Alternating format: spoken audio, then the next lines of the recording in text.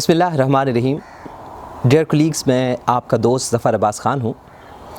इस बार कुछ थोड़ा सा कहना चाहिए कि वक्फ़े के बाद आपकी खिदमत में हाज़िर हूँ। हमने पहली अपनी इनिशियल वीडियो जिसका आगाज़ कर दिया था ट्रेनिंग स्केड्यूल से कि आप पता हो कि एक साल के दौरान नायब तहसीलदार ने कौन कौन सी चीज़ें मद्देनज़र रखते हुए अपनी ट्रेनिंग कंप्लीट करनी है। फिर कानून गोई के सर्टिफिकेट पे भी हमने बात की थी। अपनी प्रीवियस वीडियो में मैंने आपको बताया था कि हम नेक्स्ट वीडियो म्यूटेशन से या इंतकाल से स्टार्ट करेंगे।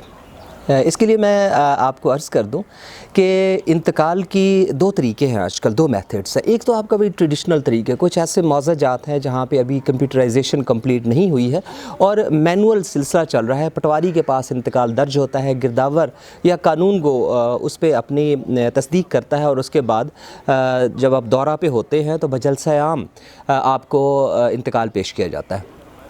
अब तीन चीज़ें मैं आपको बताना चाहूँगा। एक तो इंतकाल करते हुए हम ये देखेंगे कि ट्रेडिशनल मेथड, फिर जो डिजिटल तरीका है जैसे आपके डीएमएम पे है या फिर पैलरा सेंटर्स पे, कंप्यूटर सेंटर्स पे है, उसको हम देखेंगे। तीसरा हम इस पे जो लॉ है, यानी इस पे हम लैंड रेवेन्यू एक्ट के जो सेक्शंस हैं, आपके रिलेटेड सेक्शंस हैं, उन पे भी डिस्कस करेंगे। इसके अलावा पैलरा एक्ट को भी हम डिस्कस करेंगे ताकि तमाम चीज़ें आपको पता होनी चाहिए आपका लॉ क्या है। इसके अलावा लैंड रिकॉर्ड मैनुअल में इसके बारे में क्या है, रहबर पटवारियान में इसके बारे में क्या कुछ लिखा गया है, क्योंकि ये बहुत ही इम्पॉर्टेंट डॉक्यूमेंट होता है। इन तमाम चीज़ों को डिस्कस करते जाएंगे, लेकिन मैं चाहूँगा कि हम दो चीज़ें करें। एक तो हम जो ट्रेडिशनल मेथड है यानी पटवारी का जो तरीका, क्योंकि सबसे पहले आपने इस्तेमाल में ट्रेनिंग करनी और आपको बस्ता तैयार करना है, तो आपको पटवारी के बस्ते में जब तैयार करते तो महारत भी होनी चाहिए। आज हम दो चीज़ें करते हैं। एक तो ट्रेडिशनल मेथड जो है या जो मैनुअल प्रिपरेशन ऑफ म्यूटेशन और अटेस्टेशन ऑफ म्यूटेशन है, उस पर हम बात करेंगे। और इसके बाद दूसरी चीज़ जो हम करने जा रहे हैं, क्योंकि इंतकाल की बहुत सारी किस्में होती हैं, तो अभी हम ये फ़र्ज़ कर लेते हैं कि आज जिस हम इंतकाल को डिस्कस करने जा रहे हैं ये बै का इंतकाल है, या कहना चाहिए कि ये म्यूटेशन जो है ये बै से रिलेटेड है। बै से मुराद होता है कि एक बंदा ख़रीदना चाहता है, एक बंदा बेचना चाहता है और उनके दरमियान एक एग्रीमेंट हो गया है। तो इसी एग्रीमेंट को पटवारी किस तरह से दर्ज करेगा और इसकी अटेस्टेशन किस तरह से होगी, इसी को हम आज डिस्कस करने जा रहे हैं। फिर हम वक्तन फ़वक्तन जैसे हम नई वीडियोस बनाते हैं, आगे आगे बनाते जाते हैं, तो फिर हम इस पे इंतकाल की बहुत सारी किस्मों पे भी डिस्कस करते जाएंगे। तो आज हम स्टार्ट लेते हैं बै के इंतकाल से, इंतकाल बै से। बै के इंतकाल के लिए ये है कि सबसे पहले बाया या मुश्तरी, इनमें से कोई भी बंदा, जब मैं आपको ट्रेडिशनल मेथड की बात कर रहा हूँ, ये डिजिटल की बात नहीं है, क्योंकि डिजिटल पे थोड़ा सा अब चेंज होगा और बायोमेट्रिक भी है, तो बायोमेट्रिक पे हम डिस्कस करेंगे जिस वक्त हम डिजिटल मेथड पे जाएंगे। तो इस पे बाया या मुश्तरी में से कोई भी एक जो इसका कंसर्न्ड पर्सन है वो पटवारी के पास आता है और पटवारी के पास आके अपना जो एग्रीमेंट हुआ है वो बयान करता है। मसलन वो कहता है कि हमने 40 कनाल का एक एग्रीमेंट कर लिया है और 40 कनाल के एग्रीमेंट ये हमारा 25 लाख में सपोज हो गया है। अब पटवारी सबसे पहले तो ये देखता है कि क्या 40 कनाल के 25,000 जो उसकी औसत बै है, औसत बै कहते हैं कि एक साल के दौरान जितने इंतकालात होते हैं उन तमाम इंतकालात की जो एक ट्रांजैक्शन की वैल्यू आ रही थी, तो उसकी हम ओवरऑल वैल्यू ले लेते हैं और जनरल वैल्यू पे जो फिर हम बनाते हैं बै बनाते हैं, औसत बै उसको कहा जाता है। और इस पर बाकायदा से एक टेबल जो deputy commissioner of the district उसको सैंक्शन करता है, तो इसी का भी बोर्ड ऑफ रेवेन्यू को भी भेजी जाती है, आपके पास भी मौजूद होती है, पटवारी के पास भी मौजूद होती है। पटवारी अब इसको इंश्योर क्यों कराता है? एक चीज़ तो ये जहन में रखें कि कोई भी इंतकाल होता है फॉर द फिस्कल पर्पसेस। सबसे पहले चीज़ ये जहन में रखें कि यह मालियाती मकासद के लिए होता है और इससे सबसे पहली चीज़ ये है कि आपने गवर्नमेंट के लिए रेवेन्यू जनरेट करने, क्योंकि आप असिस्टेंट कलेक्टर ग्रेड 2 हैं और आपका जो बुनियादी फंक्शन है वो ये है कि आपने गवर्नमेंट के लिए टैक्सेस कलेक्ट करने हैं, इसको असेस भी करना है और कलेक्ट भी करना है, दोनों जिम्मेदारियाँ आप पे। सबसे पहले असेसमेंट, यानी असेसमेंट ये आपने देखना है कि जो औसत बै के मुताबिक क्या ये ठीक है। यानी अगर वो 25 लाख बयान कर रहे हैं लेकिन हमारी औसत बै अगर 40 लाख है तो हम कहेंगे कि नहीं, हम 40 लाख से कम ये ट्रांजैक्शन डीड हम सैंक्शन नहीं करेंगे। इसकी वजह क्या है? क्योंकि 40 लाख पे जो फ़ीसें बनती हैं वो ज़्यादा हैं, 25 लाख पे फ़ीसें कम बनती हैं। तो हमने अपनी जो औसत बै है उसके मुताबिक सबसे पहले ये चेक करना है कि अगर वो कम है तो हम उसको ज़्यादा करा देंगे, ज़्यादा है तो फिर जितना भी लिखाते हैं उनकी मर्ज़ी और इस पर गवर्नमेंट को क्योंकि फ़ायदा हो रहा है तो हम उसको कम करने का नहीं कहते। एक तो ये है कि ये चीज़ होगी। दूसरी चीज़, आप कस्टोडियन ऑफ रिकॉर्ड हैं, पटवारी कस्टोडियन ऑफ रिकॉर्ड है, आप कस्टोडियन ऑफ रिकॉर्ड है। आपने ये देखना है कि एक बंदे का जो रिकॉर्ड है वो महफूज भी रहना चाहिए। दो चीज़ें, एक फ़ाइनेंशियल पर्पस और दूसरा कस्टोडियन ऑफ रिकॉर्ड, ये दोनों चीज़ें आपके मद्देनज़र रहती हैं। सबसे पहले जो भी बंदा आया है तो पटवारी अपने रोज़नामचा वाक़ियाती में एक रपट लगाता है, इसको रपट रोज़नामचा वाक़ियाती कहते हैं। तो क्योंकि ये रपट की बात हुई है तो मैं इसी से ही स्टार्ट करना पसंद करूँगा। और आपको मैंने जिन लोगों ने, जिन भाइयों मेरे दोस्तों ने वीडियो नहीं देखी, मैंने एक पटवारी के बस्ते पे भी एक वीडियो बनाई है, तो आप काइंडली उस वीडियो को देखेंगे तो बहुत सारे जो अदर रिकॉर्ड ऑफ द पटवारी है उससे भी आगाही आपको हो जाएगी। यहाँ हम एक बहुत इंपॉर्टेंट जो डॉक्यूमेंट ऑफ द पटवारी है, बस्ते का जो एक अहम रिकॉर्ड है, जुज़्व है, उसको रोज़नामचा वाक़ियाती कहते हैं। उसी से हम थोड़ा सा समझ लेते हैं और फिर इंतकाल पे चलते हैं। मैं जो मेरी टीम है, मैंने गुजारिश करूँगा कि आपको रोज़नामचा वाक़ियाती की एक जो पेज है वो दिखा दें ताकि हम इसको अच्छी तरह से डिस्कस कर लें। रोज़नामचा वाक़ियाती के लिए मैं आपको बता दूं कि ये इसको डेली डायरी भी कहते हैं। ये एक ऐसी डायरी है, ये एक ऐसा पेपर है जिस पे पटवारी रोज़मर्रा के अपने, यानी रोज़ाना जो कुछ हो रहा है वो पटवारी बयान करता जाता है। लेकिन अगर पटवारी बाज़ दफ़ा ये भी होता है कि पटवारी समझ आज कुछ भी नहीं हुआ है, तो फिर वो लिख देता है कि आज कोई वाक़या काबिले इंदराज नहीं है। ऐसा भी हो सकता है, लेकिन कोई ना कोई ऐसा वाक़या ज़रूर होता है जो पटवारी इसमें दर्ज करता है। अब सबसे पहली ये चीज़ कि कौन कौन से वाक़यात पटवारी इसमें दर्ज करेगा, ये मैं अभी आपके लिए अपलोड कर देता हूँ कुछ ऐसे वाक़यात। लेकिन पहले मैं आपको बता दूँ कि ये एक सफ़ेद पेपर पे बना होता है। सबसे पहले ये है कि इसको डायरेक्टर लैंड रिकॉर्ड या DLR जो इंडेंट जारी करता है, तो DLR के जो साइन स्टैम्प के साथ ये जारी होता है। और इसके अलावा पहले जो इसका स्टैंडर्ड फॉर्म था वो 24 पेज का भी होता था, 48 पेज का भी होता था। लेकिन आजकल जो रोज़नामचा वाक़ियाती इंडेंट पे आ रहा है, इसके 100 इसके पेज है, यानी 100 पेज इस पर मार्क हुए होते हैं। अब इसका तरीक़ाकार ये है कि जो हस्बे ज़ाब्ता है वो ये है कि सबसे पहले दफ्तर कानून गो, बहुत सारे मेरे दोस्त जिन्होंने ज्वाइन कर लिया है, तो आपके तहसील आप जाते हैं तो तहसील में जहाँ पे हमारे इंतकालात जाके जमा होते हैं, इसको दफ्तर कानून गो का कहा जाता है या कानून गो का दफ्तर कहा जाता है। तो ये तहसील में जो कानून गो का दफ्तर होता है वहाँ पे ये इंडेंट आते हैं। और फिर इस इंडेंट के लिए जो रोज़नामचा वाक़ियाती है, अब इसके लिए लॉ ये है कि इस पे दफ्तर कानून गो इसके शुरू में भी और इसके आखिर में भी अपनी साइन स्टैम्प करे, और तहसील की उसकी अपनी स्टैम्प नहीं होती, तहसील की स्टैम्प लगाता है और आपने साइन भी करता है, और उस पर एक सर्टिफिकेट लिख देता है कि ये जो रोज़नामचा वाक़ियाती है फ़लाँ पेज से लेके फ़लाँ पेज तक ये इसके जो पेज हैं उसकी बाकायदा से सर्टिफिकेट जारी कर देता है। कोई पेज अगर उसमें नहीं है तो वो भी दर्ज कर देता है। इसका मकसद ये होता है कि पटवारी कोई वाक़या दोबारा किसी वक्त अगर चाहे तो वो दर्ज ना कर सके। अब मैं आपको समझाता हूँ कि एक इंतकाल है, बाद में कभी बहुत सारे ऐसा भी होता है, बड़ी दफ़ा कहा जाता है कि हमारा इंतकाल जो फेक दर्ज हो गया, तो उसमें सबसे पहले जो एक अच्छा ऑफिसर होता है या अच्छा इन्वेस्टिगेशन ऑफिसर होता है या अच्छा जज होता है, जब भी ऐसा इंतकाल की कोई ऐसी बात आती है तो सबसे पहले कहते हैं कि पटवारी साहब अपना रोज़नामचा वाक़ियाती दिखाएं। अब रोज़नामचा वाक़ियाती से ही पता लग जाता है कि अगर एक रपट बिल्कुल सही अपनी जगह पर लगी हुई है तो उसको पता लग जाता है कि नहीं ये तो उसी दिन ही दर्ज हुई थी और ये फेक नहीं है। इसके दो तरीके होते हैं, एक तो उसके ऊपर पेजिंग हो गई है, अब पेज नंबर जब मार्क हो गया है तो पटवारी उस पेज नंबर को तब्दील नहीं कर सकता। सेकंड, जब भी कोई वाक़या एक पटवारी ख़त्म करता है या जो आपका पेज ख़त्म हो रहा है तो वहाँ पे क्रॉस लगा देते हैं। इस क्रॉस को पटवार की ज़बान में चलीपा कहा जाता है। ये चलीपा इसलिए लगाया जाता है या फिर उस पर लाइन लगा देता है पटवारी सीधी, और उसका मकसद यही होता है कि पटवारी कभी भी कोई वाक़या फिर से इसमें दर्ज ना कर सके। एक तो ये चीज़ होगी। अब दूसरे दो चार चीज़ें ये हैं कि रोज़नामचा वाक़ियाती बहुत इंपॉर्टेंट डॉक्यूमेंट है।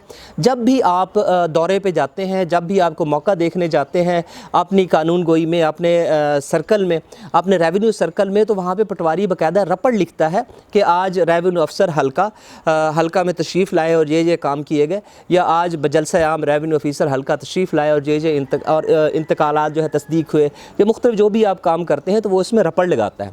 तो आप जब भी जाते हैं सबसे पहले पटवारी साहब को अपने अगले दौरे पे जाएं और पटवारी साहब को कहें कि जो वो रोज़नामचा वाक़ियाती लेके आए, तो आप रोज़नामचा वाक़ियाती जहाँ पे आपकी रपट लगी हुई वहाँ पे आप अपने साइन कर देते हैं। अब ये है कि ये एक और ऑथेंटिसिटी आ गई, आपके साइन हो गए, स्टैंप हो गई, तो उससे जो आपकी रपट है वो भी चेक होगी कि क्या आप मसलन कभी को कह सकता है कि आप तो हल्का में आ ही नहीं थे, लेकिन अब इसकी तस्दीक कैसे होगी? तस्दीक ऐसे होगी कि रोज़नामचा वाक़याती में पटवारी ने बाकायदा रपट लगाई होती है कि आज रेवेन्यू अफसर हल्का में तशरीफ़ लाए और ये काम किया, तो आप उस पर जब साइन भी कर देते हैं तो ये ख़ुद से एक अथेंटिसिटी आ जाती है, ख़ुद से एक विटनेस आ जाती है। फर्स्ट आई विटनेस आपका जो पटवारी है वही आपको अथेंटिकेट कर देता है और आपका विज़िट जो उस पर आप अपने साइन भी कर देते हैं। रोज़नामचा जो है इसकी अथेंटिसिटी भी मज़ीद इसमें हो जाती है।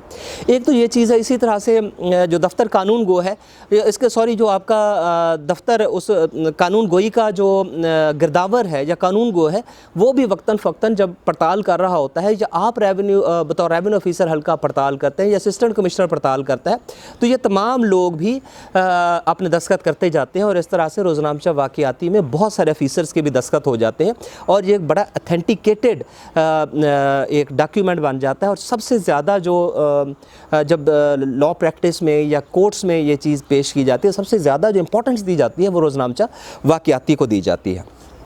आपने अपने इंतकालात पे जो रपट लगी होती है, इसको भी वक्तन फ़क्तन चेक करना है कि जो रपट इंतकाल पे लगाई गई है इस रोज़नामचा वाक़याती की, क्या वो रोज़नामचा वाक़याती के अंदर दर्ज भी है या नहीं है। एक तो ये चीज़ होगी। अब दूसरा, इस पे 2-4 सवालात जो बड़ी दफ़ा आपसे किए जाएंगे, इंटरव्यू में किए जा सकते हैं, वो ये है कि आपसे पूछा जा सकता है कि इस पर अंगूठा जात किसके होते हैं। तो एक तो अगर कोई ऐसा वाक़या जो नंबरदार बयान करता है तो उस पर नंबरदार के अंगूठे पटवारी को लगवाने चाहिए। या इसी तरह से कोई बंदा अगर नकूलात लेने के लिए आता है तो उन नकूलात के लिए भी जो रजिस्टर्ड नकूलात के अलावा रोज़नामचा वाक़याती में भी पटवारी अंगूठा जात सब्त करवा लेते हैं। इसी तरह से जब इलेक्शन होते हैं तो इंतखाबात में अगर पटवारी शामिल है तो इंतखाबात के दौरान भी ऐसे अंगूठा जात लगाए जाते हैं। लेकिन ये एक ज़िमनी कुछ सवालात हैं जो मैंने आपसे डिस्कस कर लिए। एक और चीज़ जो बड़ी इंपॉर्टेंट है वो ये है कि जब 1 महीना गुजर जाता है तो 1 महीना गुजरने के बाद बिला रपट, यानी रपट के बगैर पटवारी रोज़नामचा वाक़याती में एक रपट लगाता है और इसको माहवारी तस्करा कहा जाता है। रपट माहवारी तस्करा। और इसमें पूरे महीने की जो ख़ास बातें होती हैं, वहाँ पे जो उसका हल्का है उसमें जो नफ़ा नुकसान हुआ, जो भी ऐसी कोई अहम चीज़ें हुई, तो 1 महीने का ये माहवारी तस्करा रिपोर्ट बना दी जाती है जो through revenue officer assistant commissioner को चली जाती है और फिर ऑनवर्ड ये स्टैटिस्टिक्स के लिए भी जा सकती है। अब एक चीज़ ये होगी। दूसरा ये है कि ये रोज़नामचा कब से लगाया जाएगा। जो रेवेन्यू की लैंग्वेज है इसमें लिखा हुआ है कि अच्छा, एक चीज़ मैं आपसे और अर्ज़ कर दूं कि 2 चीज़ें हैं। एक तो लॉ है, एक रूल्स हैं और एक रेगुलेशंस हैं। अब लॉ साफ ज़ाहिर है हमारे जैसे लैंड रेवेन्यू एक्ट 1967 है, ऑर्डिनेंसेस हैं, फिर इसके बाद रूल्स बनाए जाते हैं, कुछ डिपार्टमेंट अपने रेगुलेशंस भी बनाता है। तो इन रेगुलेशंस के अंडर कुछ स्टैंडर्ड प्रैक्टिसेस भी आ गई हैं। यानी ये लाजमी नहीं है कि एक डेट अगर बयान कर दी जाती है तो उसके अलावा कुछ नहीं हो सकता। बहुत सारी ऐसी चीज़ें हैं जो स्टैंडर्ड रेवेन्यू प्रैक्टिस पे चल रही होती हैं और जब कोर्ट में भी आप बयान करते हैं कि सर अगरचे ये लॉ से थोड़ा सा हटके है लेकिन ये स्टैंडर्ड रेवेन्यू प्रैक्टिस है इस इलाके की, तो स्टैंडर्ड रेवेन्यू प्रैक्टिस जो उसको भी मान लिया जाता है। अब मैं डेट आपको बता देता हूँ कि जो रोज़नामचा वाक़याती है इसमें लिखा हुआ है कि ये 16 भादों से लेके 15 भादों तक, यानी 15 भादों को ये शुरू किया जाता है और 16 भादों से शुरू किया जाता है और 15 भादों को ये रोज़नामचा जो है ये एंड हो जाता है। लेकिन अब ये भादों से नहीं चल रहा है सारे लोग। अब जो है चल रहा है वो ये है कि 1 सितंबर से पटवारी नया रोज़नामचा लगा देता है। यानी 100 या 100 पेज का ये रोज़नामचा होता है। इसका आगाज़ कब कर दिया जाता है? 1 सितंबर से। यानी जैसे ही 1 सितंबर आएगा नया रोज़नामचा उसने लगा देना है। अगर उसने नहीं लगाया तो आपने लगाना और फिर ये चेक करने हैं कि उसने सारी रपट वगैरह मुकम्मल कर ली हैं, उसके चलीपे लगे हुए हैं, उसकी नंबरिंग हुई है। जब नए रोज़नामचे लगे हैं तो उसको भी देख लेना है कि उसमें सर्टिफिकेट्स हैं या नहीं है। अगर नहीं है तो खुद से भी सर्टिफिकेट उस पर जारी कर सकते हैं कि शुरू में और आखिर में उसकी नंबरिंग कर दें, साइन स्टैम्प कर दें, या फिर प्रेफरेबली जो आपका दफ्तर कानून को उसे कहें कि वो अपने सर्टिफिकेट जारी करें और उसको चेक भी करवा लें कि उस पर जो नंबरिंग है वो दुरुस्त है या नहीं है। अब ये थोड़ा सा रोज़नामचा वाक़याती हो गया। अब हम इसकी एक रपट को देख लेते हैं। इससे पहले आपको मैं ये अपनी टीम से गुजारिश करता हूँ कि कुछ ये 29, अगर आप रहबर पटवारियान किताब देखते हैं तो उसमें 29 एंट्रीज़ का जिक्र किया गया है कि 29 एंट्रीज़ ऐसी हैं जो पटवारी को रोज़नामचा वाक़याती में करनी चाहिए। ये क्योंकि लंबा हो जाएगी वीडियो, इसलिए मैं ये कोशिश कर रहा हूँ कि अपलोड हो जाए। आप भी ऐसा कर, ये फ्लैश हो जाएगी, आप इसका प्रिंट ले सकते हैं या इसका स्क्रीनशॉट ले सकते हैं। लेकिन बेहतर होगा कि दफ्तर कानून गो से या फिर आप जिस पटवारी के साथ आप ट्रेनिंग कर रहे हैं तो उससे एक रोज़नामचा वाक़याती की एक तो आप कॉपी ले लें, और दूसरा रहबर पटवारियान में या किसी भी और स्टैंडर्ड बुक से जिसमें पटवार के मुतल्लिक लॉ दिए हुए हैं, तो वहाँ पे आप देख लें कि रोज़नामचा वाक़याती में किन किन जो चीज़ें हैं उन कंटेंट्स के बारे में लिखा जाना चाहिए। अभी ये जो मैं आपको बता रहा हूँ रहबर पटवारियान से है, और इसमें 29 एंट्रीज़ का जिक्र किया गया, इसको खुद से आपने पढ़ लेना है। आपके लिए मैं जो आपकी स्क्रीन पर फ्लैश हो रहा होगा, ये एक रपट रोज़नामचा वाक़याती है। तो इसमें ये आप देख रहे हैं कि सबसे ऊपर रोज़नामचा वाक़याती लिखा हुआ है, फिर इसको पटवार फॉर्म नंबर 20 कहा जाता है। देखिए XX1010, ये आपको पता रोमन में लिखा जाता है। तो पहले ये होता भी रोमन में था, तो अब ये रोमन में नहीं होता, लेकिन ये इस किस्म के जो हरूफ हैं वो रोमन में लिखे जाते हैं। तो ये जो XX से मुराद है कि इस पटवारी फॉर्म नंबर 20 है ये। इसके बाद DLR के आपको साइन नज़र आ रहे हैं। इसके अलावा आप देखें जो सुर्ख हिंसों से 925602 लिखा गया, जो रोज़नामचा वाक़याती का एक तरतीब में आने वाला पेज है, यानी पूरे सूबे में जो चल रहा है वो इसी तरह से 1 2 3 4 से चले। और अब जब इस पटवारी के पास आया है ये 925602, इस रोज़नामचा वाक़याती का ये जो पेज है इसकी नंबरिंग है। इसके बाद देखिए पटवारी हल्का लिखा हुआ है झंडा वाला, तहसील कलूरकोट, ज़िला भक्कर, फिर किताब नंबर, वर्क नंबर। अब वर्क नंबर देखिए ऊपर इसके लगी हुई है, मेंशन हुई है। अब इसके नीचे इसके आप देख लें, कॉलम देख लें, नंबर शुमार है, यौम व तारीख़ है, उन्वान इंदराज है, वाक़ियात है और कैफ़ियत है। ये इसके खाने हैं या इसके कॉलम हैं। अब पहले कॉलम में पटवारी क्या करता है कि यहाँ पे नंबरिंग करता है, जैसे उसने नंबर 17, 18, 19, 20, 21 ये सारी दी हुई हैं। ये सारी रपट करने का तरीका है। अब अगले में क्या करता है वो इसमें तारीख़ डालता है, और तारीख़ के अलावा इसमें महीना भी डालता है, इसमें साल भी डालता है और दिन भी डालता है। जैसे मैं अभी आपके सामने, क्योंकि हम इंतकाल से मुतल्लिक पढ़ रहे हैं, तो रपट नंबर 21 जो है ये पढ़ देता हूँ। ये रपट नंबर 21 6 सितंबर 2021। अब मज़कूर उसने लिखा है, तो मज़कूर से मुराद है कि जो ऊपर दिन चल रहा था, यानी अगर उसने पहले सोमवार लिखा है तो ये सोमवार का हस्बे मज़कूर उसी तरह से सोमवार का दिन ही चल रहा है। 2 रपटे ऊपर लगा दी हैं, 21 नंबर पर मज़कूर करके लिखा है कि ये सोमवार का ही दिन है, 21 नंबर रपट है। और फिर अगले उसमें जो आपका उन्वान इंदराज होता है, तो उन्वान इंदराज में उसने लिखा है इंतकाल नंबर 5210 बे। ये इंतकाल का नंबर है, इंतकाल का नंबर उसने दे दिया। फिर आगे इसने इसके बाकायदा वाक़ियात लिखे हैं, यानी वाक़ियात में वो लिखता है कि बै हस्बे बयान हबीबुल्ला बाया व अब्दुल अज़ीज़ ख़ान मुश्तरी, वाक़या बै रकबा बकदर 40 कनाल बिल इवज़ मुबलेग 25 लाख रुपए इंदराज किया गया। अब इसके बाद देखें जो क्रॉस लगाया गया है, क्रॉस मैंने आपको बताया था ये बहुत इंपॉर्टेंट चीज़ है, अब इसको इग्नोर नहीं करना। ये क्रॉस चलीपा है। अब चलीपा इसलिए लगा दिया गया है कि पटवारी इसके बाद कोई चीज़ अब दर्ज नहीं कर सकता। दूसरा ये है कि पटवारी इसको जो है काले कलम के साथ या काली स्याही के साथ लिखता है। काली स्याही से इसलिए लिखा जाता है कि बाद में इसको रिमूव ना किया जा सके, काली स्याही रिमूव भी नहीं हो सकती। और इसके अलावा चलीपा लग गया है, ऊपर नंबर लगा हुआ है, DLR का नंबर है, फिर इसकी नंबरिंग पे सर्टिफिकेट जारी हो गए हैं। तो इस तरह देखिए कि बड़े महफूज तरीके से ये रपट लगा दी गई है। अब यही रपट आप देखते हैं कि इंतकाल, इसके अपने सारे कॉलम देख लिए। इसके टोटल कॉलम जो हैं 1 2 3 4 और 5 कॉलम बन रहे हैं। पहला नंबर शुमार का है, फिर यौम व तारीख़ का है, फिर उन्वान इंदराज का है, फिर वाक़ियात का, और इसके बाद कैफ़ियत का है। अब ये रोज़नामचा वाक़याती की एक हल्की सी ग्लिम्प्स थी, एक झलक थी जो मैंने आपको बताई। अब इसी से जब रोज़नामचा वाक़याती में ये दर्ज हो गया तो पटवारी के पास जो दूसरा डॉक्यूमेंट है, मैं फ़्लैश करवा देता हूँ आपके लिए। ये इंतकाल की जिल्द है। अब इंतकाल की जिल्द पे भी हम जब अगली अपनी वीडियो बनाएंगे, क्योंकि अब ये वीडियो काफ़ी लंबी हो रही है, तो इस पर हम इंतकाल पर अलग से बात कर लेंगे। लेकिन इनिशियली आप ये देख लें, आपके सामने ये फ़्लैश हो गया। इस पर जैसे उसमें हमने देखे थे कि कॉलम थे, इसमें भी इंतकाल जो है इसमें भी कॉलम है, और इसमें 14 कॉलम है। अब इसका आपने पहले ये करना है कि इसका कॉलम नंबर जो 14 है, ये 14 नंबर कॉलम जो है वो आपने देख लेनी है। इस पे रिपोर्ट, हुक्म, दस्तखत, निशान अंगूठा जात जहाँ पे ये लिखा हुआ है, तो इसके साथ ही आपने देखा कि रपट नंबर भी ऊपर नंबर लिखा हुआ है और फिर आगे इसका जो लिखी हुई है इसको रपट कहते हैं। अब इस पर रपट नंबर दर्ज है, फिर पटवारी ने आपने यहाँ पे दस्तखत कर दिए हैं। लेकिन ये मैं आपको बता दूं कि ये परत पटवार है। परत पटवार में भी प्रेफरेबल उसको लिखना चाहिए था, लेकिन उसने ये रपट डिटेल से नहीं लिखी।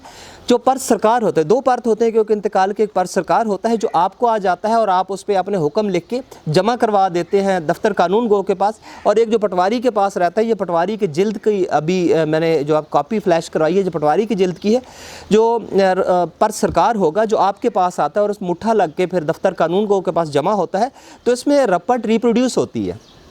यानी जैसी रपट, जैसे रपट नंबर 21 वहाँ पे आपके पास पटवारी ने दर्ज की थी रोज़नामचा वाक़याती में या अपनी डेली डायरी में, तो वो डेली डायरी जो रोज़नामचा वाक़याती की अपनी रपट खाना नंबर 14 में आके पहले ऊपर नंबर लिखेगा कि नंबर 21, और फिर रिप्रोड्यूस करेगा पूरी जो उसकी रपट है वो खाना नंबर 14 में पूरी अपनी रपट लिखेगा कि फ़लाँ बाया फ़लाँ मुश्तरी मेरे पास आए और इतना उनका रकबा था, इतनी उन्होंने बै बताई और इस तरह हमने ये दर्ज कर दिया है। फिर भी मैं आपको बता दूं कि एक तो आपने सारे खाने जो हैं ये अच्छी तरह से देख लेने हैं, कॉलम अच्छी तरह से देख लेने हैं, कोशिश करें कि इनकी ड्राइंग बना लें और ड्राइंग बना के आने वाली वीडियो तक अपने आपको मेंटली प्रिपेयर कर लें। दूसरा तरीका ये है कि आप दफ्तर कानून गो के पास चले जाएँ, या अपने पटवारी के पास जिससे आप ट्रेनिंग ले रहे हैं तो उससे कहें कि मुझे इंतकाल की किसी भी म्यूटेशन पेपर की या इंडेंट की एक कापी दे दें, वो 14 खाने अपने सामने रख के उसकी ड्राइंग बनाएं। एक ये है कि अगर पटवारी ने उस पर लिख दिया है कि ये इंतकाल 40 कनाल का था और 25 लाख में बयान हुआ है, तो आपने भी जब आपके पास इंतकाल आता है, आपके पास नीला कलम होता है, आपने भी ये देखना है कि अगर वो 25 लाख औस बैक के मुताबिक है तो ठीक है, अदरवाइज़ आप करेंगे कि नहीं ये 25 लाख का था, आप उसके ऊपर 40 लाख लिख दें और फिर जो फीसें हैं 40 लाख के मुताबिक करवाएं। यानी जितनी आपकी औसत व्यय है उससे कम आपने नहीं करना, क्योंकि जब भी आप कम लिखते हैं तो फिर इसके बाद बोर्ड ऑफ रेवेन्यू के बाकायदा से ऑडिट्स होते हैं, इंटरनल एंड एक्सटर्नल ऑडिट्स होते हैं। इंटरनल एंड एक्सटर्नल ऑडिट में जब भी आपके पास कुछ ऐसी चीज़ आ जाती है या ऑडिट में आ जाता है कि आपने जो है वो कम लिख दी, फ़ीस इसकी जो है कम आपने असेस की, क्योंकि अब असेसमेंट अथॉरिटी भी है, तो असेसमेंट अथॉरिटी ने अगर असेस कम किया है और फ़ीस कलेक्शन कम की है तो किसी भी वक्त आपके लिए बॉदरेशन हो सकती है। लिहाजा आपको शुरू में जिन चीज़ों का ख्याल रखना चाहिए उसमें सबसे पहले ये ख्याल रखें कि आप कस्टोडियन ऑफ रिकॉर्ड है, रिकॉर्ड इसी तरह से चेक करें, लेकिन आप जो कर रहे हैं वो फिजिकल पर्पसेस के लिए और गवर्नमेंट के जो टैक्सेस हैं या मालियाती मकासद हैं इनको सबसे पहले आपने मद्देनज़र रखना है। तो आप उसकी औसत बैक को चेक करें मौजे की और उसके मुताबिक जो फ़ीसें हैं वो असेस कर दें। 2 किस्म की फ़ीसें आजकल चल रही हैं, 3 किस्म की एक्चुअली चल रही हैं। एक तो ये है कि जो आपकी गवर्नमेंट टैक्सेस है 3%, उसके बाद जो आपका ज़िला कौंसल या तहसील कौंसल की जो फ़ीस होती है वो आप इस पर 1% लेते हैं, और बाकी FBR की 236C 236K की जो फ़ीसें हैं वो भी आपने असेस करके सारी चेक करनी होती है। FBR के पास जो नेशनल बैंक में जाकर फ़ीसें उतर जाती हैं या फ़ीस जमा कराने के मुख्तलिफ और भी तरीका जाते हैं, ये तमाम आपने चेक करने कि सबसे पहले फ़ीसें जमा हो जाए। पटवारी ने जितना इंदराज किया है उस पर गिरदावर ने अपनी तस्दीक डाल दी हो और साबका जो रिकॉर्ड है उसके मुताबिक उसको उसने तस्दीक किया हो कि साबका रिकॉर्ड के मुताबिक इसको जो है इंदराज किया गया है। ये इंदराज होता है रजिस्टर हकदारान ज़मीन या 4 साल या जमाबंदी से। लेकिन कभी आप ये देखें कि कुछ एंट्रीज़ अगर आपको मशकूक लग रही हैं या कुछ एंट्रीज़ वैसे ही वक्तन फ़वक्तन आप चेक कर लें कि उन्हें कहें, अपने पटवारी साहब को कहें कि आप जमाबंदी या रजिस्टर हकदारान ज़मीन या 4 साल लेके आएँ, या आप वहाँ पे अगर गए हुए हैं तो पटवार खाने में ही उसको वक्तन फ़वक्तन किसी भी वक्त उसको टैली कर लें रजिस्टर हकदारान ज़मीन के साथ रख के, कि जो इसका मैं आपको जब इंतकाल पे पूरी डिस्कशन करूँगा बताऊँगा आपको कि एक साबका इंदराज होता है और नया इंदराज होता है। साबका इंदराज हू बहू रजिस्टर हकदारान ज़मीन या जमाबंदी या 4 साल के मुताबिक होता है। तो आप ख़ुद भी सिर्फ आप अपने कानून को या गिरदावर तक ना रहें। बड़ी दफ़ा अगर पटवारी ये भी कहते हैं कि सर इस पर तो गिरदावर ने कर दिया है, तो उनका गिरदावर का मुकाबला है तो आप बयान ले लें, तो आप उन्हें कह सकते हैं कि नहीं इसमें मैं भी अथॉरिटी हूँ और मैं भी रिस्पॉन्सिबल हूँ, मेरे साइन से ये सेंक्शन होना है, तो आप मुझे रोज़नामचा वाक़याती भी दिखाएँ और मुझे रजिस्टर हकदारान ज़मीन या जमाबंदी या 4 साल भी दिखाएँ। और प्रेफरेबली आप ऐसा वक्तन फ़क्तन अगर करते हैं तो फिर आपके पटवारी को और जो कानून गो है वो उनको एक जहन में रहता है कि हमारा जो ऑफिसर है इन चीज़ों को समझता है और रिकॉर्ड का ख़ुद भी मुकाबला करता है, तो इसलिए मज़ीद जो ट्रांसपेरेंसी है आपकी रिकॉर्ड की वो इंश्योर हो जाती है। अपनी आने वाली वीडियो में मैं कोशिश करूँगा कि रोज़नामचा वाक़यात से मुतल्लिक़ कुछ चीज़ें आपको मज़ीद बता दूँ, लेकिन हमारा ज़्यादा फोकस जो है वो बै के इंतकाल पे होगा। मेरी आपसे फिर गुजारिश होगी कि आप दफ्तर कानून गो से या अपने पटवारी जिसके साथ आप ट्रेनिंग कर रहे हैं तो उससे एक इंतकाल की एक कापी हासिल कर लें और रोज़नामचा वाक़याती की भी कापी हासिल कर लें, ताकि जब हम आने वाली वीडियोज़ में ऐसी वीडियोज़ बनाते हैं तो फिर आपके लिए ये ज़्यादा फ़ायदेमंद हो और बड़े अच्छे तरीके से आप इसको समझ सकें। इसके लिए आप ऐसा भी कर सकते हैं कि जो फ़ीसें लगी हुई हैं, जैसे आपकी 3% फ़ीस लगी हुई है, तहसील कौंसल ज़िला कौंसल की फ़ीस लगी हुई है, इसके अलावा आपके FBR के जो फ़ीसें हैं उनके उसके साथ जो है वो लगे हुए हैं, जो फ़ीस के चालान लगे हुए हैं, तो इन चालान की भी अगर आप कापियाँ ले लेते हैं तो फिर इस तमाम प्रोसेस को और इस तमाम डॉक्यूमेंटेशन को और इस तमाम जो म्यूटेशन प्रोसेस है इसको समझने में आप क्या कहते हैं हिंदी में सफल रहेंगे। तो ये सफल कहते हैं कैसे कुछ कहते हैं, लेकिन कामयाब रहेंगे, सक्सेसफुल रहेंगे। ये अगर आप कामयाबी चाहते हैं एक रेवेन्यू ऑफिसर के तौर पर, तो कामयाब ट्रेनिंग की आपको ज़रूरत है। और कामयाब ट्रेनिंग कब होगी? जब आप एक एक चीज़ पे मगज़मारी करेंगे, एक एक चीज़ पे बड़ी अच्छी तरह से वर्क करेंगे, ख़ुद से ये चीज़ें करेंगे, ख़ुद से ड्राइंग बना लें, ख़ुद से पेपर ये तैयार कर लें। और फिर ये सारे पेपर तैयार करने के बाद जब आप डिस्कस करेंगे अपने पटवारी के साथ, ख़ुद से कोशिश करें कि इंतकालात ख़ुद से आप कुछ दर्ज कर लें, जो आपका बस्ता है बना रहे उसमें कुछ फ़र्ज़ी इंतकालात ख़ुद से दर्ज कर लें, पटवारी बन जाए, फिर ख़ुद से मुकाबला कर लें गिरदावर की जगह पर और ख़ुद से बयान लें। इस तरह से जब आपका बस्ता बनेगा तो एक तो बस्ता बहुत खूबसूरत होगा, इंटरव्यू बड़ा अच्छा हो जाएगा। जो आपका कानून गोई का सर्टिफिकेट है उसमें आपके नंबर बहुत अच्छे होंगे, आपकी कामयाबी यकीनी हो जाएगी। और फिर जब बतौर रेवेन्यू ऑफिसर काम करने जाएंगे बहुत शानदार रहेगा, एक्सपीरियंस आपका बहुत मज़े का, बहुत शानदार रहेगा, क्योंकि अपने हाथ से आपने काम किया होगा, बस्ता ख़ुद से बनाया होगा और चीज़ों को समझा होगा। एक आखिरी बात कि मैंने ये देखा है कि उन रेवेन्यू ऑफिसर्स की इज़्ज़त होती है, रिस्पेक्ट होती है जो काम जानते हैं। और काम जानने के लिए ये 1 साल आपके लिए बहुत ही गोल्डन अपॉर्चुनिटी लेके आया हुआ है। इस गोल्डन अपॉर्चुनिटी को कभी न जाने दीजिएगा। अच्छा रेवेन्यू ऑफिसर बनिएगा और उसके लिए ज़रूरी है रिकॉर्ड को समझना।